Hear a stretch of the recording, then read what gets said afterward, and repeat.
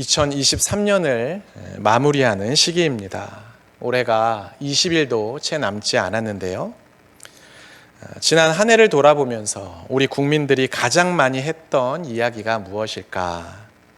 언제나 그랬던 것처럼 올해도 역시 힘들다, 어렵다 그런 말들을 많이 했습니다. 위기라는 단어를 많이 사용했던 것이죠. 경제가 어렵고 또 사업이 위기다. 또 정치가 엉망이고 사회적으로 문제가 심각하고 출산율도 저조하고 삶의 근간마저 이제는 흔들리고 있다. 이런 이야기들을 우리는 올 한 해 동안 자주 들으며 살았습니다. 2023년을 마무리하고 새로운 2024년을 준비하는 이 시기에 많은 분들이 우리 가정의 위기, 또 사회적인 위기, 또 국가적인 위기를 어떻게 이겨내야 하는지 그 답을 찾고는 있는데 좀처럼 답을 찾기가 쉬운 일이 아닙니다. 우리의 삶과 또 가정과 일터와 교회와 나라와 민족이 다시 건강하게 세워지면 좋겠는데 그러기 위해서 지금 우리에게 과연 필요한 것은 무엇일까? 우리는 오늘 본문을 통해서 그 해답을 함께 찾아보려고 합니다. 오늘 본문을 통해서 우리는 무너진 예루살렘 성벽을 재건하기 위해 노력했던 한 인물을 만나게 됩니다. 그 사람은 바로 느헤미야입니다. 느헤미야는 2차 포로 귀환이 있은 후에 예루살렘 성이 불에 타고 성문마저 다 회파되었다는 그런 소식을 듣게 됩니다.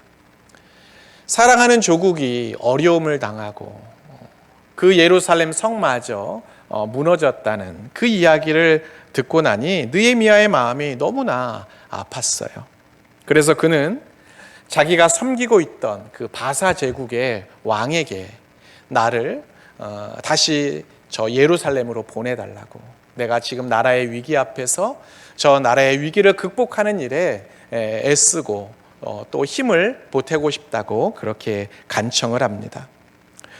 요즘에도 이스라엘이 지금 하마스와 전쟁을 하고 있는데 그 전쟁 소식이 알려지자 세계 각처에 있던 이스라엘 사람들이 나라를 구하기 위해서 위험을 무릅쓰고 죽음을 무릅쓰고 이스라엘로 비행기를 타고 들어가는 모습을 우리가 많이 봤죠. 느헤미야 역시 그런 마음이었던 것 같아요. 나라가 어려움을 당하고 또 이렇게 예루살렘 성마저 그렇게 회파되었다는 소식을 들으니까 혼자 다른 나라에서 이렇게 안전하게 있는 것이 그의 마음에 굉장히 불편했던 것 같아요. 결국 그 느헤미야의 간청을 들은 바사의 왕은 느헤미야가 이스라엘로 다시 돌아가는 것을 허락했고 그는 무너진 예루살렘 성벽을 재건할 수 있는 기회를 얻게 되었습니다.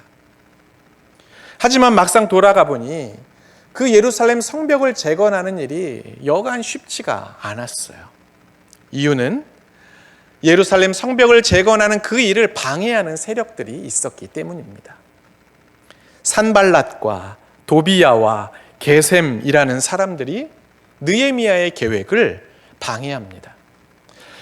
그들은 여러 가지 술수를 써서 그 계획들을 방해하는데 연약하기 그지없는 너희들, 나라를 빼앗겼던 너희들이 무슨 그런 대단한 일을 하겠냐고 그들을 비웃기도 하고 너희들이 기껏 그 예루살렘 성 그리고 예루살렘 성벽을 다시 세워봤자 금방 무너지게 될 거라고 그들의 노력을 조롱하기도 합니다. 힘을 합해도 모자란 상황에 방해하는 사람들의 그런 조롱을 들으니 이스라엘 백성들의 마음이 어땠겠어요? 기운이 빠지고 함께 마음을 모으고자 하는 그런 의지들이 점점 흩어지기 시작했을 겁니다. 그들의 방해는 여기서 그치지 않았습니다. 백성들을 격동시키기도 하고 또 불평하게 하기도 하고 또 원망하게도 만들어서 백성들의 마음이 하나로 모이지 못하게 했습니다. 심지어 느헤미야를 죽이려고 음모를 꾸미기도 하고 그것도 모자라 느헤미야를 민족의 반역자로 몰고 가기도 했습니다. 하지만 이러한 방해에도 불구하고 느헤미야는 하나님께 자신의 억울함을 토로하면서 하나님이 우리에게 은혜를 주시기를, 하나님이 우리를 도와주시기를 간청하고 기도하면서 이 위기를 이겨내고 있습니다. 느헤미야 1장부터 우리가 오늘 읽은 6장 10절 바로 앞까지 내용이 바로 그런 내용입니다. 그리고 오늘 우리가 함께 읽은 본문으로 내용은 이어집니다. 자신들의 철저한 방해에도 불구하고 예루살렘 성벽을 재건하고야 말겠다는 그 뜻을 굽히지 않고 하나님을 향한 그 믿음마저 지켜가는 그 느헤미야를 보면서 이 방해꾼들 산발랏과 도비야는 또 다른 계획을 세웁니다. 그것은 바로 거짓 선지자를 내세워서 느헤미야를 꼬시는, 속이는 일이었어요. 오늘 말씀 10절에 보면 스마야라는 한 사람이 등장하죠. 우리가 이 스마야가 어떤 인물인지 자세히 그 정보를 알아내기는 어렵습니다. 하지만 우리가 예상할 수 있는 건 이 스마야라는 사람이 느헤미야와 매우 가까운 사람이었을 것이다 하는 그런 내용이에요. 느헤미야는 이 스마야가 집 밖에 나오지 않고 그 집 안에만 틀어박혀 있다는 소식을 듣고 걱정을 해요. 도대체 이 스마야에게 무슨 일이 있는 걸까? 그래서 이 스마야를 찾아갑니다. 바사 제국에서 예루살렘 그 성벽을 재건하기 위해 다시 예루살렘으로 돌아와서 수많은 방해에도 불구하고 오직 그 예루살렘 성벽 재건에만 몰두하고 있던 그 느헤미야가 시간을 내서 이 스마야를 만나러 갔다고 하는 것은 이 스마야와 느헤미야가 굉장히 친밀한 사이였을 것이다. 우리가 그렇게 예상해 볼 수가 있죠. 도대체 스마야에게 무슨 일이 있는 걸까? 걱정이 돼서 찾아간 느헤미야는 스마야로부터 뜻밖의 이야기를 듣게 됩니다. 대적자들이 너를 죽이려는 계획을 가지고 있어. 그러니 너의 목숨을 지키려면 나와 같이 성전에 들어가서 숨어 있어야 돼. 그런 이야기를 듣게 되었어요. 스마야는 대적자들이 느헤미야를 죽이려고 한다는 아주 고급 정보를 느헤미야에게 알려준 것이죠. 구약의 율법을 보면 범죄를 저지른 사람들은 자신의 그 생명의 위협을 피해서 성전 뜰에 들어가서 그 목숨을 부지할 수가 있었습니다. 성전 뜰에 숨으면 아무리 큰 죄를 저지른 사람이라 할지라도 안전을 보장받을 수가 있었어요. 그러니까 스마야가 느헤미야에게 성전에 들어가 우리가 같이 숨어 있자. 저 대적자들의 그 살해 음모를 피해서 우리가 그곳으로 가자 말하는 것은 얼핏 보면 느헤미야를 도와주기 위한 아주 선의라고 그렇게 생각할 수가 있습니다. 하지만 여기에는 함정이 있습니다. 오늘 본문에서 스마야가 도망가자고 하는 곳은 정확히 성전에서도 외소라고 하는 곳이에요. 외소. 10절 말씀이죠. 그가 이르기를 그들이 너를 죽이러 올 터이니 우리가 하나님의 전으로 가서 외소 안에 머물고 그 문을 닫자. 저들이 반드시 밤에 와서 너를 죽이리라 하기로. 외소는 어떤 곳이냐? 외소는 우리가 흔히 말하는 성소를 의미합니다. 성소. 성소에는 누구만 들어갈 수 있어요? 제사장만 들어갈 수 있어요. 제사장이 아니고서는 그 성소에 들어갈 수가 없습니다. 스마야가 지금 제사장도 아닌 느헤미야에게 성소에 들어가서 우리 숨자. 거기에 들어가야 너의 생명을 지킬 수가 있어. 말하는 것은 다시 말하면 하나님의 율법을 어겨서라도 너의 목숨을 지켜야 한다고 이야기하고 있는 것입니다. 느헤미야는 스마야의 그 제안을 들었지만 그렇게 할 수가 없었어요. 그래서 스마야의 제안을 거절합니다. 11절 말씀이에요. 내가 이르기를 나 같은 자가 어찌 도망하며 나 같은 몸이면 누가 외소에 들어가서 생명을 보존하겠느냐. 나는 들어가지 않겠노라. 느헤미야의 이 결정이 쉬운 결정이었을까요? 절대로 쉽지 않았을 겁니다. 느헤미야는 예루살렘 성벽을 재건하기 위해 이스라엘로 돌아온 사람이에요. 그가 지금 마음속에 품고 있는 유일한 목적, 삶의 이유는 예루살렘 성벽을 재건하는 일입니다. 그런데 그 예루살렘 성벽을 재건하는 일에 온갖 방해들이 계속되고 있어요. 더구나 이제는 자기를 방해하는 그 대적자들이 자기를 죽이려고 한다는 그 살해 위협까지 느끼고 있습니다. 그렇다면 예루살렘 성벽을 재건하기 위해서, 그래서 하나님의 영광을 나타내기 위해서 잠깐 자기의 목숨을 지키기 위해 성소에 들어가서 숨을 수도 있는 일이겠죠. 자기와 친한 스마야가 그 위기를 넘길 수 있는 좋은 방안을 알려주는데 그 제안을 어떻게 그렇게 단칼에 거절할 수가 있겠어요? 아마 저 같으면 하나님이 나를 도와주시는구나. 이렇게 고급 정보를 나에게 알려주시고 피할 길까지 나에게 알려주시는구나. 아마 그렇게 생각했을지도 모르겠어요. 성벽 재건이라는 큰 사명을 위해 잠깐 성소에 들어가 목숨을 지키는 것, 그 정도는 괜찮다고 생각했을 수도 있습니다. 하지만 느헤미야는 그러지 않았어요. 스마야의 제안을 단호하게 거절했습니다. 왜요? 그건 하나님이 기뻐하시는 방법이 아니었고 오히려 자기를 방해하는 대적자들에게 빌미를 주는 일이라는 것을 그가 알았기 때문입니다. 오늘 본문 12절과 13절 말씀입니다. 깨달은즉 저는 하나님의 보내신 바가 아니라 도비야와 산발랏에게 뇌물을 받고 내게 이런 예언을 함이라.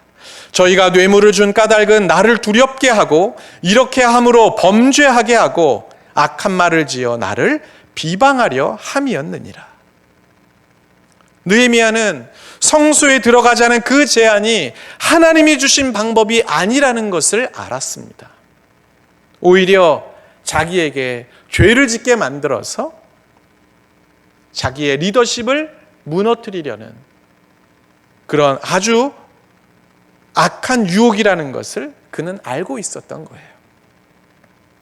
자기와 가까운 사람인 그 스마야의 말, 더구나 얼핏 보면 자기를 걱정해서 하는 듯한 그 스마야의 말을 듣고도 느헤미야의 그 마음이 움직이지 않았던 이유는 바로 그것입니다.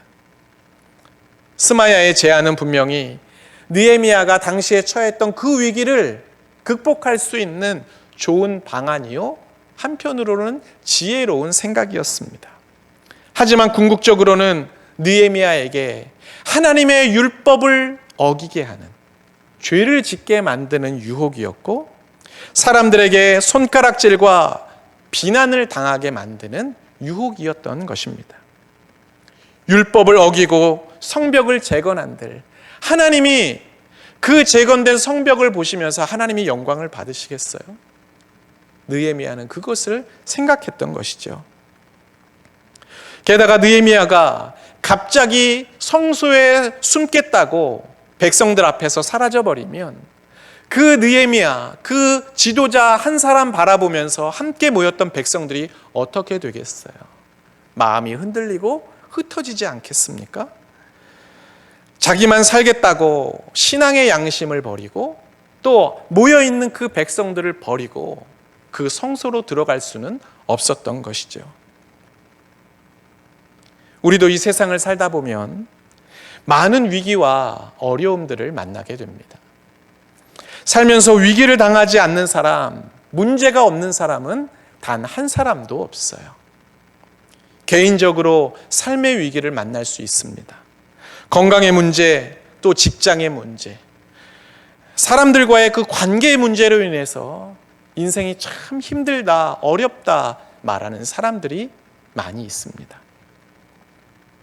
때로는 자기 자신의 내면의 문제 때문에 힘들어하는 사람들도 요즘은 참 많이 있습니다. 공동체에도 위기가 생길 수 있어요. 우리가 속해 있는 가정, 우리가 속해 있는 직장, 우리가 속해 있는 교회, 그리고 우리가 지금 살고 있는 이 나라와 민족 가운데에도 어려움과 위기가 닥칠 수 있습니다. 그렇게 어려움을 만나고 위기를 겪게 되면 누구나 제일 먼저 생각하는 게 뭐냐? 빨리 이 문제를 해결하기 위해 어떻게 해야 될까? 이것을 우리는 생각하게 돼요. 무너진 성벽을 다시 세우기 위해 간절한 마음으로 기도했던 그 느헤미야와 같이 우리도 그렇게 얼른 이 상황을 해결하고 다시 영광의 날을 맞이하고 싶어서 간절한 마음으로 하나님께 기도하고 열심히 방법들을 찾아갑니다. 그런데 문제는 잠깐의 위기를 모면하기 위해서 적절하지 못한 방법들을 선택할 때가 너무나 많다는 것입니다. 이게 정말 하나님이 원하시는 방법인지 묻지 않고 그저 편리한 방법, 쉬운 방법, 빨리 해결할 수 있는 방법만을 우리는 찾으려고 할 때가 많아요. 지금 당장 눈에 보이는 유익을 쫓아갈 때가 있습니다.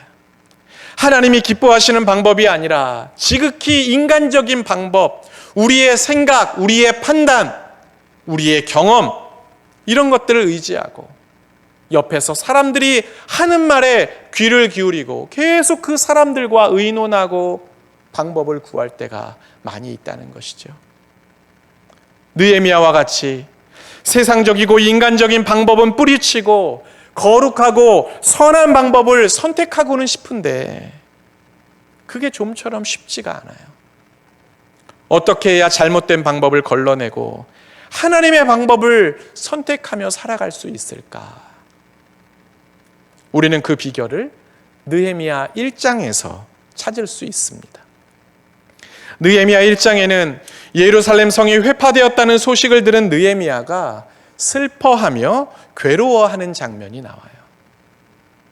이때 우리가 주목할 것은 느헤미야가 그 슬픔 가운데, 그 괴로움 가운데 어떤 행동을 하고 있는가 하는 것입니다. 1장 4절에 보면 느헤미야는 나라와 민족이 위기를 만났다는 것을 알고 슬퍼해요. 그런데 슬퍼한 것으로 끝나지 않고 금식하며 기도하고 있습니다. 느헤미야 1장 4절 말씀이에요.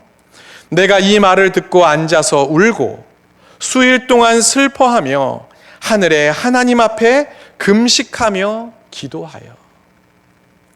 느헤미야는 예루살렘 성이 허물어졌다는 소식을 듣고 즉시 그 성을 재건하기 위해서 막 방법을 찾고 달려갔던 게 아니었어요. 어떻게 이 예루살렘 성을 다시 복구할 수 있을까? 자기 민족 사람들을 모아가지고 계획을 세우고 어떻게 하면 좋을지 방법을 궁리하지 않았다는 거예요. 그가 했던 건 기도였습니다. 1장 5절부터 11절까지에 보면 느헤미야가 어떤 기도를 했는지 자세하게 나와 있어요. 여기에서 그는 이스라엘 백성들을 대신해서 그 죄를 먼저 하나님께 회개합니다. 하나님께 자비와 긍휼을 구하고 있어요. 누구 때문에 이 나라가 이렇게 망했는지, 저 예루살렘 성이 회파됐다는데 누구 책임인지 여기에 주목하지 않고 오히려 나와 내 아버지의 집이 범죄했다고, 나의 죄 때문에, 내 아버지의 집에 죄를 지었기 때문에 이런 일이 일어났다고 회개하면서 하나님의 은혜를 구하고 있습니다. 그런데 그렇게 하나님께 간절히 기도하던 어느 날 아닥사스다 왕, 바사 제국의 그 아닥사스다 왕이 느헤미야의 얼굴을 이렇게 보더니 낯빛이 너무 안 좋으니까, 근심이 많고 얼굴빛이 너무 안 좋으니까 도대체 무슨 일이 있는 거냐고 이유를 물어봅니다. 느헤미야는 자기가 지금 가지고 있는 그 고민을 솔직하게 그 왕에게 털어놓습니다. 나의 조국 예루살렘 성이 다 회파되고 불에 타버렸다고, 그래서 내 마음이 지금 너무 힘들고 안타깝다고. 자신의 그 안타까운 상황을 전하면서 그 왕에게 내가 그 예루살렘에 돌아가서 성을 다시금 재건할 수 있도록 도와달라는 요청을 하게 돼요. 아닥사스다 왕은 느헤미야의 그 요구를 듣고는 흔쾌히 그렇게 하라고 허락해 줍니다. 그렇게 느헤미야는 예루살렘으로 돌아올 수 있게 되었던 것입니다. 왜 갑자기 생각지도 않은 그런 일들이 일어났을까요? 느헤미야의 기도를 들으신 하나님께서 아닥사스다 왕의 마음을 움직여 주신 것입니다. 늘 보았던, 늘 옆에서 봤던 그 느헤미야의 얼굴인데 유난히 그날따라 느헤미야의 그 낯빛을 보며 이 왕의 마음에 같은 아픔이 느껴졌던 거예요. 도대체 왜 저렇게 힘들어하고 있을까? 내가 좀 도와주고 싶다는 마음이 그 아닥사스다 왕의 마음속에 생겨난 것이죠. 누가 그 마음을 주었을까요? 느헤미야의 기도를 들으신 하나님께서 그 마음을 부어주신 것입니다. 기도했더니 방법이 생기고, 기도했더니 하나님께서 무너진 성벽을 다시 세울 수 있는 그 길을 열어주신 것입니다. 삶의 어려움 앞에서, 위기 앞에서 많은 사람들은 이 위기의 책임이 누구에게 있는지 그 책임자를 찾자고, 그 책임자를 찾아서 벌하자고 이야기하는 사람들이 있습니다. 어떤 사람들은 책임 추궁은 나중에 하고 일단 수습부터 하자고, 빨리 이 문제부터 해결 좀 하자고 하는 사람들도 있어요. 그런데 우리가 신앙을 가지고 있다면, 적어도 우리가 하나님의 자비와 긍휼을 경험한 그리스도인들이라면 우리의 행동은 그들과 달라야 합니다. 탓하기 전에, 그리고 우리의 의지를 가지고 먼저 행동하기 전에 먼저 나 자신이 하나님 앞에 바로 서야 합니다. 내가 바로 서지 않으면 공동체가 바로 설 수 없고, 공동체가 바로 서지 않으면 설령 회복된다 할지라도 우리는 똑같은 실수를 반복하고 또다시 무너지는 것을 경험하게 될 것입니다. 그렇게 되풀이되는 삶에는 온전한 회복이란 있을 수가 없습니다. 우리 민족의 역사가 그랬잖아요. 사람이 변하지 않고 문제만 해결하다 보니 똑같은 문제가 되풀이되고 또다시 위기를 만나고 또다시 어려움을 만나는 그런 반복된 삶을 우리는 살아가고 있는 것이죠.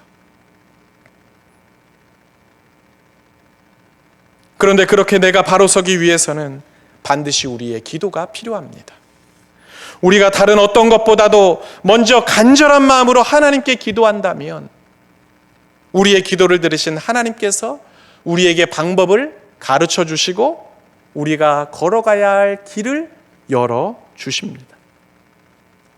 방법을 정해놓고 도와달라고 기도할 것이 아니라 이미 자기 혼자 계획을 잔뜩 세워놓고 기도할 것이 아니라 그저 우리의 힘들고 어려운 상황들, 그것을 있는 그대로 하나님 앞에 다 토해내면서 하나님, 내가 어떻게 해야 될까요? 하나님, 우리 가정이 어떻게 해야 될까요? 하나님, 우리 교회가 어떻게 해야 될까요? 하나님, 우리나라가 어떻게 해야 될까요? 하나님께 모든 것을 맡깁니다. 우리의 얄팍한 지혜로, 우리의 부족한 지혜로 이것을 해결하려고 노력하지 않고 하나님의 뜻을 구합니다. 우리의 연약함을 용서해 주시고 주의 큰 권능과 강한 손으로 우리의 가정을, 우리의 자녀들을, 나의 일터를, 우리 교회를, 그리고 이 나라와 민족을 하나님 회복시켜 주십시오. 하나님 구원해 주십시오. 기도하며 주님을 기다려야 합니다. 그 기도를 통해 우리를 향한 하나님의 놀라운 계획들이 이곳저곳에서 시작될 것입니다. 우리가 생각하지 못한 놀라운 회복과 치유의 역사들이 우리의 삶의 곳곳에서 일어나는 것을 보게 될 것입니다. 그렇게 주님 안에서 2023년을 마무리하고 주님의 능력으로 새로운 2024년을 시작하는 우리 모두가 되시기를 주님의 이름으로 축복합니다. 아멘. 기도하겠습니다. 사랑의 주님, 다사다난했던 그 어느 때보다 힘겹고 어려웠던 2023년이었지만 그래도 이렇게 마무리할 수 있는 시간을 허락해 주시고 한 해를 믿음으로 돌아볼 수 있는 시간을 우리에게 허락해 주시니 감사를 드립니다. 여전히 우리의 삶은 앞을 알 수 없는 안개 속에 있고 그래서 새롭게 시작될 2024년이 막막하기는 하지만 오늘 느헤미야의 말씀을 통해 우리에게 다시금 소망을 발견하게 하시니 감사합니다. 무너진 성벽을 다시 세우기 위해서 먼저 하나님 앞에서 회개하고 하나님의 뜻과 인도하심을 구했던 느헤미야처럼 우리도 그렇게 회개하며 하나님의 뜻을 구하는 연말을 보내기를 원합니다. 나라와 민족과 교회와 가정의 어려움을 바라보며 내가 먼저 금식하고 회개하며 기도할 때에 하나님께서 우리의 길을 열어주시고 우리의 걸음을 인도해 주실 것을 믿습니다. 우리의 방법과 지식과 경험을 이제는 완전히 내려놓고 주님이 원하시는 방법을 선택하여 주님이 기뻐하시는 길을 걸어갈 수 있는 우리 모두가 되게 하여 주옵소서. 그래서 새롭게 시작될 2024년에는 우리의 힘으로가 아닌 주님의 방법으로 무너진 성벽을 다시 세우고 치유와 회복의 은혜를 온전히 누리는 우리 교회와 성도들이 되게 하여 주옵소서. 예수님의 이름으로 기도하옵나이다. 아멘.